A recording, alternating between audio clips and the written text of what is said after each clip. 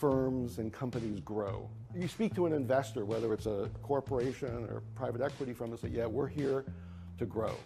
But that gets lost, frankly, in the noise, because when you speak to them one-on-one, what they're really concerned about is risk, because it's visible. And the problem is, therefore, that there seems to be undue attention to risk mitigation with less attention given to growth, and in particular balancing what I would call the opportunity-risk relationship.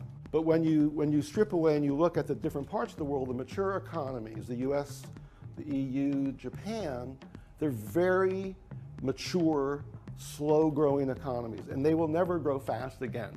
But there's an even more important sort of wrinkle to this argument, and that's the series of pie charts. Now let me explain to you. So the green is the emerging markets. The pie is the size of the global economy.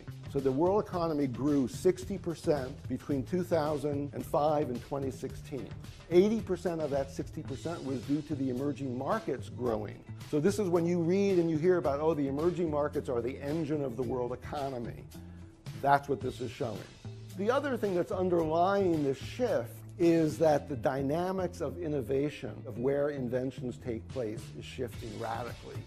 Mobile money was invented in Kenya 18 years ago. And we hear more and more about cashless societies. It did not start in the advanced countries. It started in an emerging market. And that trend is beginning to happen more and more by necessity. The large emerging markets have been maturing themselves, right? So the Indians have a Tata, right? China has a Costco, names that we're beginning to become familiar with. And today, about 25% of global world trade is accounted for by trade among companies within emerging markets. What they recognize is, yes, they clearly want to invest and invade US, EU markets, but they're not stupid, and they figured out, you know, those are not the growth markets. So they're beginning to invest and trade among other emerging markets.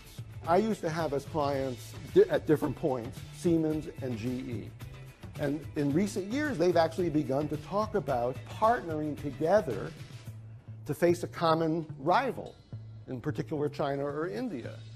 So this is a very different world economy, how firms need to think about how they're going to grow than just even a decade ago, and certainly compared to 2 decades ago.